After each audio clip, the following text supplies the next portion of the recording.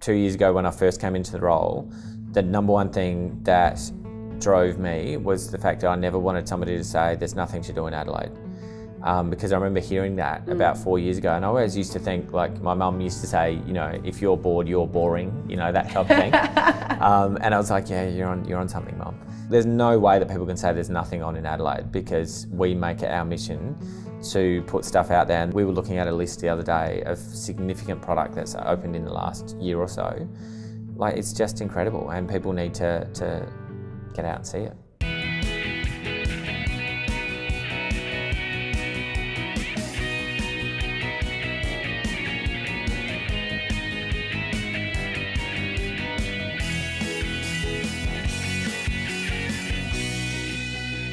Thank you so much, Brent, for joining me for the next episode of Be the Drop. We're here at SA Tourism Commission with the Adelaide Town Hall as our backdrop. Yes, very beautiful. We couldn't resist that. When we walked in and that's out the window, we thought, all right, yep, got to do that. Now, I know you've got 2 items of significance to get us started. Yes. To explain a bit about your role here at SATC and your community and how that all connects. That's right. So the 2 items that I've brought in today. So the first one I've got is my little Qatar jet. And the second one was Lonely Planet's Best in Travel 2017. And in here, South Australia was listed as one of the top 10 regions in the world to visit for 2017. So the reason why I've brought those things in, obviously the plane, being tourism nuts, we love airlines. And definitely, like, airlines is where things are at. If we can keep airlines coming in and direct air access, then that's fantastic for us. It means that we get a lot of tourists coming in. And Qatar was the first international airline to come in my role. I've been in the role about 2 years. And then with Lonely Planet, obviously that is awesome because you can't buy that. So that just happens. And also that happened pretty early on in my career in tourism, which is super. So we have maxed out on that in 2017. So for the tourism community, airlines and big PR wins like this, massive. And so how does that all connect? So you get named by Lonely Planet, you know, top 10 in the world. Yeah. What do you do with that? It's an opportunity that you just can't waste. So we actually started with a big party. We had a huge party in the West End, which was great. About 5,000 people came, and we just got the message out. So we had the Premier was spruiking it. We had all of our international teams talking it up. We added it to all of our TVC, all of our digital stuff. We actually had, you know, everything was all related to being number 5. So we had, you know, the 5 best regions that Lonely Planet, you know, Lonely Planet have called us number 5 regions. So here are the 5 best regions in South Australia. We had a whole bunch of content around it, and we literally just maxed out on it all year. So, and you've mentioned there are a few different teams. You've got digital, you've got PR. So perhaps tell us a little bit about how do you coordinate that together to distribute messages, and where are they going? Yeah, you know, it's a big team. We've got about 55 all up within my team, and about 15 of those are based overseas. The structure works really, really well. It's interesting when you think about tourism and promoting South Australia, and you think, well, how does that have a brand? It's not Nike or Adidas or something. But we very much do have a brand. We have a philosophy of what we promote, how we promote it, but even things like, you know, our font and our photographic style, that's really, really important to us. So you mentioned a couple of things there that I do want to unpack. Strategy, and you say it's very strategic. Is that an ongoing thing? What is your process around, you know, the marketing strategy, the brand strategy, and how do you go through that? Yeah, look, it is. It's very strategic, but at the same time, like, one of the things that I really believe in is I think that it's about 5% strategy, 95% execution. And sometimes it's better to say, you know what, this is good enough to go, let's get it into the market, because we can really overanalyze. But from a strategy perspective, we have 3 distinct markets. We have interstate, obviously South Australians travelling around South Australia, interstate and international. So we have slightly different strategies for each of those. To an international tourist coming from, say, LA or London, they're really interested in things like wildlife, our food and wine, and getting out and about on our beaches and sort of seeing these beautiful unpopulated beaches. But an audience in Sydney and Melbourne, they have all of those attributes. So they're looking actually for our small bars, the vibrant beaches. So they want to see Henley Beach that's got a lot of people on it and where they can get a good latte and where they can stay close to the city. And then for intrastate, they're looking for things that they haven't necessarily seen before. So slightly different strategy for all of them. So one of the different things that I was thinking about when getting prepared for this interview is around different audiences. So you've mentioned 3 key segments there, but even within those segments, you know, you've got different age groups, you've got families, you've got, you know, grey nomads, all your different groups within that. How do you then break down a communication strategy around such diverse audiences? Well, I guess 2 parts to that, because one part, most of us here are really in tune with Ehrenberg Bass Marketing Institute philosophy, which is from Uni SA, which is followed around the world, which is quite amazing. I was at an Expedia conference the other day in the US, and the main keynote speaker was referencing University of South Australia research, which was really cool. Like, you feel really, you know, proud. Yeah, it's good. And so one of the things that they say is, look, the key thing is, you know, you're after reach, so you need to keep sort of bringing people into the funnel, because if you segment right down and say, well, I only want to talk to wealthy 35-year-old professionals, you're excluding huge amounts of the market. So from that perspective, we still go high-reaching media and try and get as many people as we can into that funnel to expose them to Adelaide and South Australia. But there are nuances, as you say. So there are actually some segments that we look at and say, well, okay, so the hardcore, you know, nightclubbing kind of person that wants to go like a real party district, they're probably going to go like to the Gold Coast. We're not really going to have much for them. But if on the flip side, you're a 30-year-old who can appreciate a decent G&T, maybe wants, you know, decent food and the small bar scene, then a slightly more sophisticated environment, then absolutely Adelaide is for you. Much the same as like with families, things like man-made attractions and theme parks and whatever, we don't have those, so that's not what we promote. But the really beautiful family time of spending time at the beach or going up to Minato Zoo and experiencing the new 360 line experience, those kinds of things we've got. And for grey nomads, they just love everything about what we've got. So from that perspective, there are different things that we target through potentially things like influencers. But there also are segments that we don't. So in that way, you're kind of going in a general sort of communication, like you're keeping your message as broad as possible? Yeah, as broad as possible. Like we definitely try and showcase as much of the state as we possibly can. And we showcase, like within what we show, there's strategy within that. So to give you an example of that, a lot of people within South Australia haven't been to Kangaroo Island. They think they know Kangaroo Island. They go, okay, I've seen the Remarkable Rocks, I've seen Admiral's Arch, I've seen Seal Bay on TV or whatever. So I feel like I know. So our job then on the TV ad that we'll produce for KI is to show things like quad biking and sandboarding and gin tasting and, you know, little new, you know, pizza bars and so on, and swimming with dolphins, because people don't expect that on KI, and showing accommodation that's really high end. So then people go, wow, I didn't think KI had that breadth of activity.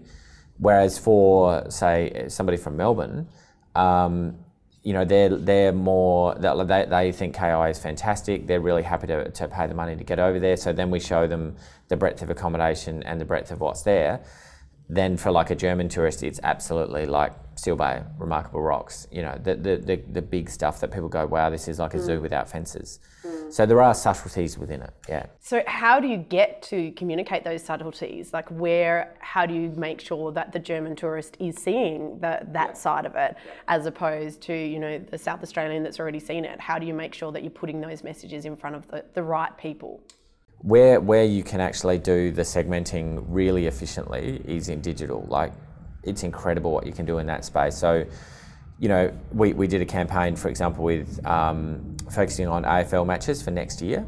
So as soon as the draw came out for the 2018 season, we were able to target people from Collingwood, Richmond, Geelong, Essendon, the big clubs, Carlton, etc. in Melbourne, because, you know, people like to tell social media everything.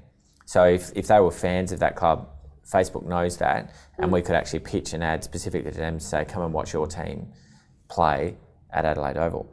So you can get really targeted there, which is cool, and that's where digital does it, whereas more on the TVC side, we are a little more broadcast, but as you can see, like there's a slight strategy behind what we actually put in those. So, and then for you, it's about the layering effect then. So you've got multi-layers, which helps you target those different audiences, because what you're talking about there with Facebook is very targeted. Yeah. Whereas opposed to a TVC, you don't know. And we can measure all that, because on the TVC we can have Webjet as our partner. Whereas on the Facebook, we can have AFL Travel as the partner, and then we can assess those campaigns and say, well, during that month that we were on air with TV, how did Webjet go? And generally, we look for something like 35-1 ROI. We operate really commercially here. We're sort of like, because we're a statutory authority, we're quasi-government almost, we really want to operate very commercially. So ROI is massive. In talking about those different channels, what channels are you using then? And do you focus on one more than another, or do you really need to use the mix of them all? Yeah, it is. It is very much a mix of them all, and we're fortunate enough to have a budget that enables us to roll across a fair amount of media. I would say though, we tend to focus on, still focus a lot on TV, because even though it's very, very fragmented, still the audience numbers that you can get. For example, we had ads that showed in Australia's Ninja Warrior, which went to 2 million people. And still 2 million people these days is enormous. With fragmented media, even more so, TV is really important. So we do that. We do a lot with, obviously, the big social players, Facebook, Instagram, etc. We do a lot with Google, paid search.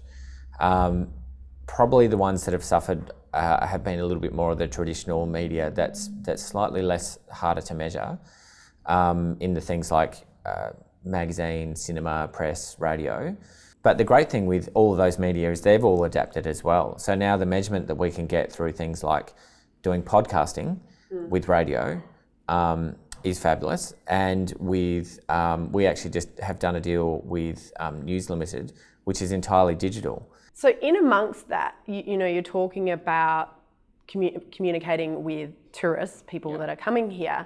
What about on the flip side of that? Because obviously you're bringing them to, SA as a brand, you've got a brand, but there's a whole element of that brand that you don't control, which is the providers, the tourism providers that actually operate, or operators. So do you have a strategy around reverse communication? How does that work? Yeah, absolutely. Like, our relationship with our industry is really strong. We work really hard with industry. So we have, a separate team to mine. There's a team called Destination Development. So those guys work. So if you came along and said, I want to operate a B&B, or hey, I've got a small winery, I'm going to open a cellar door, those guys will work with you to develop that product up to a point. So that will include things like, what's your market, who do you want to target, what's your price points, etc.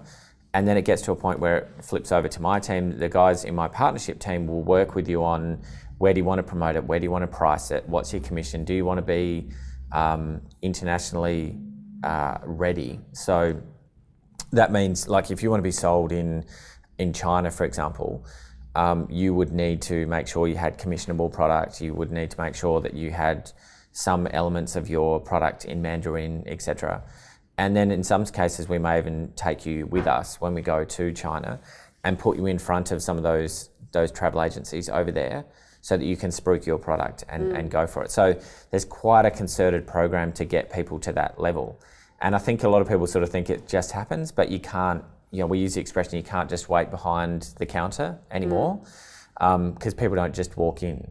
No. That you need to be putting your product in front of people, and that involves going right to the source. Yeah. Well, I mean, there's just so many options now. Yeah. Yeah, that's not going to be feasible. Okay, so you've got you've got efforts managing the operators and obviously communicating to get people to try and come. But what is it that you think really motivates people to, they've seen the TVC, or they're a Collingwood supporter and they've seen the Facebook ad and they go, I'd always wanted to go to the Adelaide Oval, it looks so great, they've done great things, I want to go and check it out. What's the trigger point? How do you get them to go from seeing something and liking that go, yeah, like the idea of it, to then actually getting bums on seats. Perhaps SATC, 10 years ago would have just left it at the broadcast, just put the big images out there. But we work really hard now on conversion. So we measure conversion through, it might be that at the end of that ad, obviously there is, you can go with Virgin Australia or Qantas or whatever it is to get here.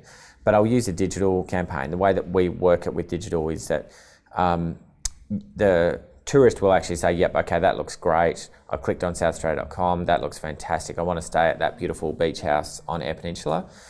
So they click through. Then we have a whole system inbuilt into southaustralia.com, a data warehouse.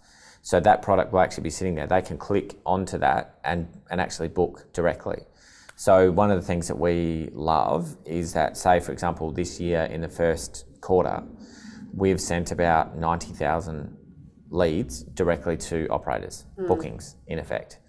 And that's what we measure. Yeah. Because, we can't just put a message out there and hope that people book. We need to measure conversion.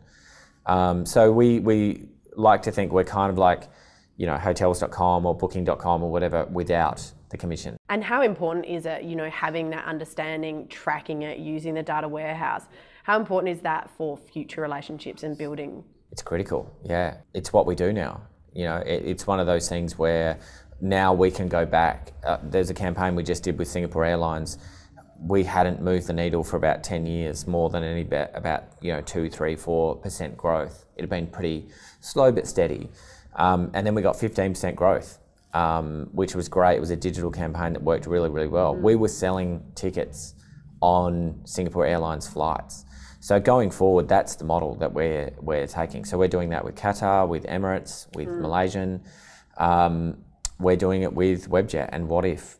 So that's the great thing now, is that we've got these campaigns that we are measuring to the nth degree, and we're being pretty ruthless. If we don't see that and we don't see that conversion, then we pull that out. When you're using digital communication, and we've talked about there's a noisy market, there's a lot going on, how are you going about getting human connection in that noisy digital space? One of the things that we notice is it's social media. It's called social media for a reason.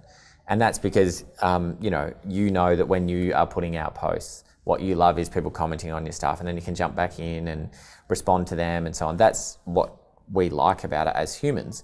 So it's no different for us as a brand. So when people say, my gosh, that looks amazing, how do I get there? We jump in and respond. And so we have guys that specifically work on this and in this space to add that humanity there.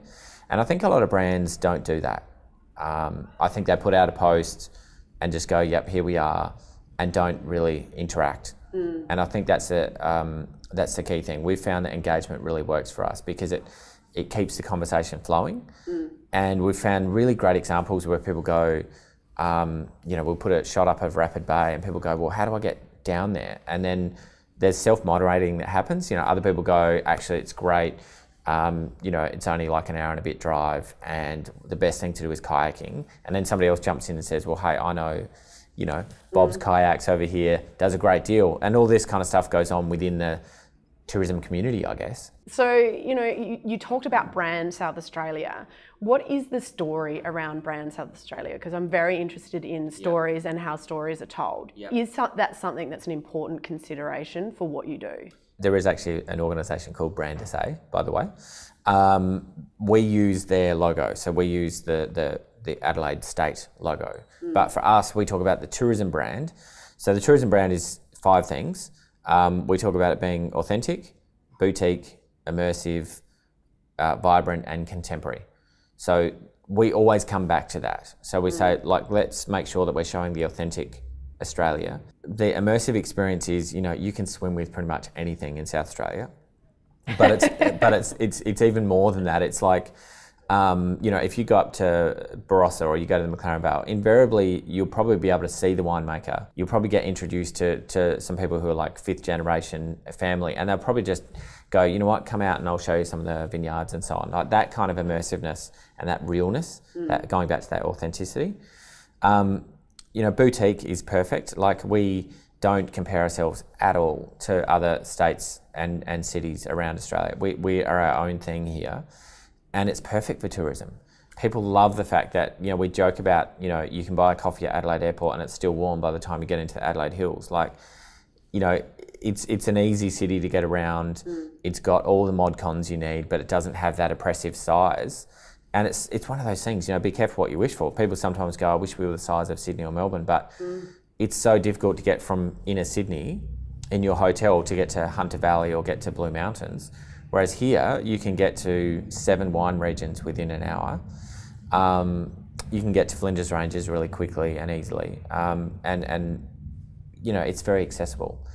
And then that vibrancy and contemporary piece is really important. So things like our events that we do, the calendar of events that are in Adelaide these days, the East End, the West End, you know, the great vibrancy that's now around the CBD, which is fantastic. And that contemporary piece, you know, we have product like Southern Ocean Lodge, we have, which is beautiful and high end, but then we've got little places like Cabin, which has just opened in the Adelaide Hills, which is a gorgeous, you know, a portable cabin that's just been, you know, dumped in near Blair National Park. And most of the rest of the world wants what we have, which is great. All right, look, I'm sold. I wouldn't live anywhere else. But so you mentioned influencers as well. How are you weaving their stories into the SATC story? How do you use them to help, you know, spread your messages? For example, like, you know, millennials and Gen Y, these guys are just fabulous. Like, half of these guys are like genuine filmmakers now. They can do amazing stuff. So we work with a lot of these young guys, and the brief is often really simple. For example, we did one with a couple of guys that have done some great projects that we just saw on Facebook and Instagram and went, wow, that looks great. Got them in and just said, you know what we'd love you to do is to go and shoot Adelaide from a young person's perspective and just show the multicultural, vibrant Adelaide city life that we all love and experience. That's the brief. And so these guys go off and do just the best stuff. And so they're showing, you know, skating through like Goodger Street area and cruising around down by the riverbank and through the West and East End. And then we got them a few things, like they got access to a few concerts and so on, and showed that. I mean, what comes out though is really authentic, really believable, and user-generated content. Like, if it's too orchestrated, it just doesn't work. So the influencers we love working with are people that are really talented, got a great eye, and pretty open brief, to be honest. We don't like to be that prescriptive. So we took a whole bunch of guys down to Yorke Peninsula because we think that Yorke Peninsula is a gem and not enough people are getting down there and seeing it. So we just took guys down there and said, you know what, we're going to show you a few places. Go freelance from there and have a bit of fun. And the shots and the images and the footage that came out of that just blew everyone away. And that's the beauty, because these guys are so talented and creative. Just use what they're good at. Well, one of those images got, you know, picked up by Instagram and went really far. Is that right? It did, yeah. It had like 1 million likes and something crazy like 7,000 comments. I mean, it's just, yeah, crazy. You couldn't dream for that kind of stuff. No. So it was really cool. Just recently, we signed a deal with a massive Chinese actor, Wang Xiaoming, to be our global brand ambassador for 12 months. So our voice with him, for example, is slightly different, mainly because he is expected and to be seen in a certain light in China, and he has 56 million followers on Weibo, for example. So from that perspective, they expect to see him looking, you know, great and fashionable and amazing and whatever.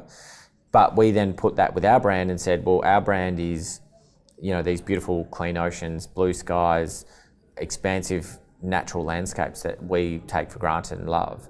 So we sort of combined those two things together, and then we had all these beautiful images and footage and whatever that came out of that.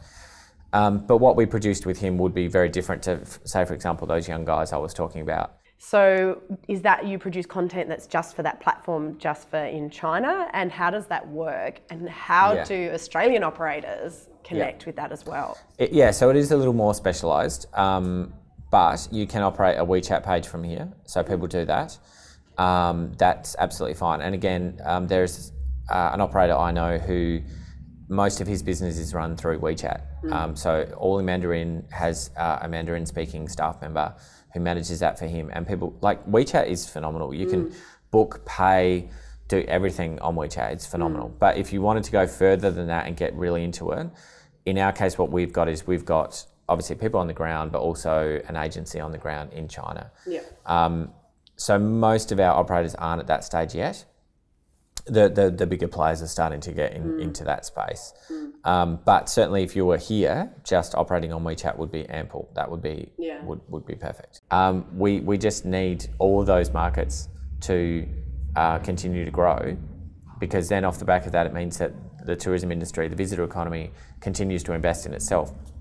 And that's where we're at now. You know, it's this awesome experience now where you can see tourism operators getting new vans, getting new four-wheel drives, getting new staff, expanding their product. And it means that now we've got product like the Darrenberg Cube down at McLaren Vale, is unreal. You know, he would not have, like Chester would not have done that investment if Darrenberg already wasn't at the forefront of wine tourism.